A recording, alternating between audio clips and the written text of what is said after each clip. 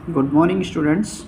आज हम सीखेंगे चैप्टर 8 का 8.1 एक्सरसाइज का क्वेश्चन नंबर 4 को। क्वेश्चन नंबर 4 जो है थोड़ा लेंदी क्वेश्चन है और इसको हम कैसे इजी समझ सकते हैं। तो क्वेश्चन क्या है देखते हैं। Show that the diagonal of a square are equal and bisect each other at right angle. तो सबसे पहले हमें पता होना चाहिए कि स्क्वायर की प्रॉपर्टी क्या होती है। तो इस एक स्क्वायर की प्रॉपर्टी ये होती है कि सारी साइड उसकी इक्वल होती है और सारे एंगल जो हैं वो 90 डिग्री होते हैं, डायगोनल्स इक्वल होते हैं और बाइसेक्ट भी करते हैं और राइट एंगल पे बाइसेक्ट करते हैं। लेकिन इसमें यहाँ पे स्क्वायर बोल दिया गया है कि एक स्क्वायर है तो उसके डायगोनल्स बाइसेक्ट इक्वल होंगे, बाइसेक्ट करेंगे और राइट एंगल पे बाइसेक्ट करेंगे। तो ये हमें प्रूफ करना है। तो इसको प्रूफ करने के लिए हमें सबसे पहले गिवन ही लिख लेते हैं कि ABCD is a square. ABCD एक स्क्वायर है। ओके, तो ABCD जब स्क्वायर है तो सारी साइड इक्वल होंगी। AB equal to BC equal to CD equal to DA और सारे एंगल क्या होंगे 90 डिग्री होंगे। उसके बाद हमें प्रूफ करना है कि diagonals of a square are equal. तो डायगोनल क्या है AC एंड BD। तो फर्स्ट प्रूफ करना है AC equal to BD। Second proof करना है कि एंड बाइसेक्ट ईच अदर। तो बाइसेक्ट ईच अदर का मतलब AO equal to CO then DO equal to BO। This point equal to this and this equal to this and bisect each other at right angle. तो यहाँ पे 90 degree होगा, ये भी हमें प्रूफ करना है। तो हम लिख देते हैं कि AOB 90 प्रूफ करना है। इसको हम सॉल्व करते हैं। सबसे पहले हमें AC इक्वल टू BD करना है। तो हम ऐसे ट्रायंगल लेंगे जिसमें AC और BD हो।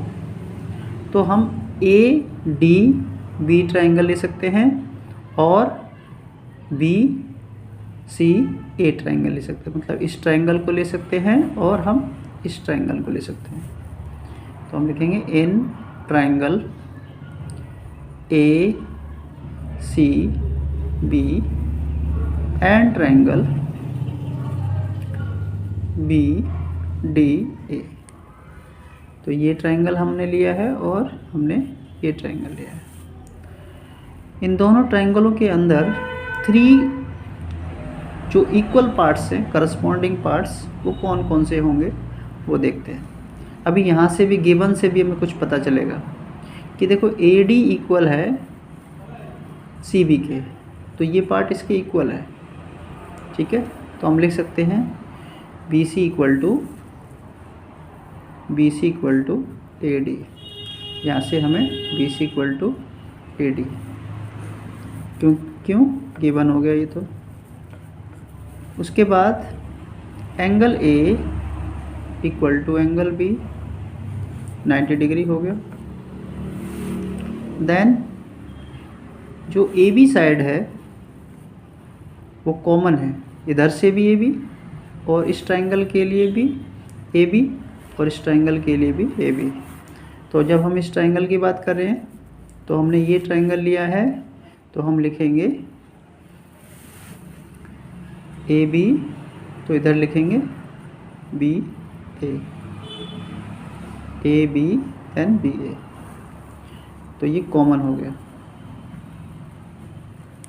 ओके, उसके बाद यहाँ पे प्रॉपर्टी क्या लगती है, साइड एंगल देन साइड। पहले हमने ये 2 साइड ली, फिर ये एंगल लिया और फिर ये हमने ये साइड ली। तो साइड एंगल साइड। तो ACB कॉन्ग्रेंट हो गया बी डी ए से साइड एंगल साइड से। ओके, देन अब हमें सेकेंड पार्ट को प्रूफ करना है। अभी हम इस फर्स्ट पार्ट को लिख सकते हैं A C equal to B D C P C T. ठीक है, करस्पॉन्डिंग पार्ट इसके इक्वल होते हैं। जब कोई ट्रायंगल कॉन्ग्रुएंट होता है तो उसका करस्पॉन्डिंग पार्ट इक्वल होता है। तो इसका ए सी इसका बी डी करस्पॉन्डिंग पार्ट बन गया। उसी तरह इसका ए बी भी बनेगा और बी ए भी बनेगा, वो भी इक्वल हो सकता है। लेकिन अभी हमें ए सी और बी डी को ही करना था, तो हमने A B equal to B D, A B equal to B D हमने सी पी सी टी में लिख दिया। अब हमें सेकंड पार्ट करना है। सेकंड पार्ट हमें देखना है कि कौन से ट्रायंगल के पार्ट हैं। तो सेकंड पार्ट जैसे ए ओ सी O B O D O, तो ये देखो किस ट्रायंगल के पार्ट है। तो ये हमें इस ट्रायंगल में मिलेगा, इस ट्रायंगल में मिलेगा। इन दोनों ट्रायंगल को हम इक्वल करेंगे। तो ट्रायंगल ए ओ बी लिया हमने, और इधर हम लेंगे ट्रायंगल सी ओ डी। दोनों ट्रायंगल ले लिया। इसमें हम लिखेंगे, क्या लिखेंगे? देखिए, जब भी कभी पैरेलल लाइन होती है तो इसमें अल्टरनेट एंगल इक्वल होते हैं। ये अल्टरनेट इसका है, तो ये एंगल इसके इक्वल होगा। तो इसको लिखेंगे हम angle O A B equal to angle O C D. उसी तरह ए बी इक्वल टू होगा सी डी। देखो, ये तो हो गया alternate angle.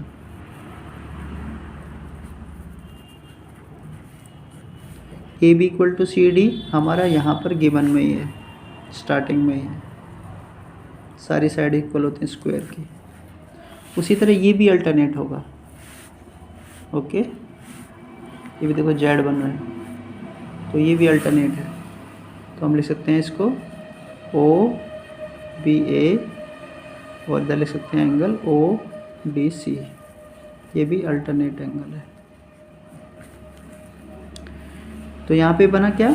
Side, sorry angle side angle, angle side angle से दोनों ट्रायंगल क्या हो जाएंगे? हमारे कॉन्ग्रुएंट हो जाएंगे। तो कॉन्ग्रुएंट हो गए तो इसको हम सी पी सी टी में लिख सकते हैं। A O equal to C O and B O equal to D O C P C T. तो ये दो पार्ट इसके प्रूफ हो गए। तीसरा पार्ट को हम प्रूफ करते हैं। जैसे ये हमें 90 डिग्री प्रूफ करना है, तो हम ये ट्रायंगल को और ये ट्रायंगल को ले लेंगे, इन दोनों ट्रायंगल को लेंगे।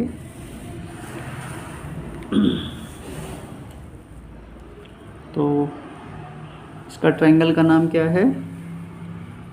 ए ओ बी देन सी ओ बी, सी ओ बी। तो हमने यहाँ पे ले लिया। अब हमारे पास अभी हमने प्रूफ किया था ए ओ इक्वल टू सी ओ, अभी प्रूफ किया, जस्ट प्रूव्ड। उसके बाद सारी साइड इक्वल होती हैं, तो हम लिख सकते हैं A B equal to C B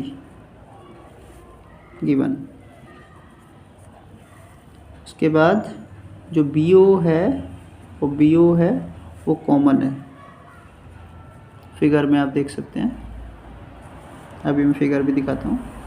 देखो मैंने क्या क्या लिया है, बस देखिए, मैंने लिया ये पार्ट इसके इक्वल है। अभी हमने प्रूफ किया है, नीचे प्रूफ किया ना अभी हमने, यहाँ पर लास्ट में CPCT में। तो AO equal to CO, then BO common हो गया, और AB और CB जो है वो पहले से ही गिवन में हमने यहाँ पे लिखा था। ओके, AB और CB, तो ये तीनों साइड हैं, तो साइड से क्या हो जाएगा, AOB COB के कॉन्ग्रुएंट हो जाएगा बाय साइड। तो इसका हम CPCT क्या लिख सकते हैं, सिम्प्लिसिटी में ये एंगल और इसके ये एंगल बराबर है, इसको लिख देंगे angle AOB equal to angle COB CP CT corresponding part of congruent triangle. लेकिन ये स्ट्रेट लाइन के एंगल हैं, ये दोनों एंगल जो है ना स्ट्रेट लाइन के हैं, तो स्ट्रेट लाइन के एंगल लीनियर पेयर कहते हैं इनको। तो इन दोनों को सम करके हम क्या लिख सकते हैं 180। तो ये दोनों एंगल इक्वल हैं, तो इसकी जगह भी हम इसी को लिख सकते हैं, एंगल AOB की जगह COB की जगह भी हम AOB लिख सकते हैं, क्योंकि दोनों इक्वल हैं। ये ट्वाइस हो गया, एंगल AOB आपका ट्वाइस हो गया, AOB ट्वाइस। तो AOB इक्वल टू 180/2, तो ये 90 आ जाएगा, 90 आ गया। तो ये यहाँ पे क्या हो गया 90, यहाँ पे 90 आ गया। तो इट मीन्स क्या है कि ये परपेंडिकुलर बाइसेक्ट करता है, 90 डिग्री पे बाइसेक्ट करता है। तो यहाँ पे हमने सारे पार्ट को प्रूव किया है, ठीक है। तो इस क्वेश्चन को एक बार अच्छी तरह रिवाइज कर सकते हैं आप लोग ध्यान से, और फिर इसको प्रैक्टिस कर सकते हैं। Okay, bye.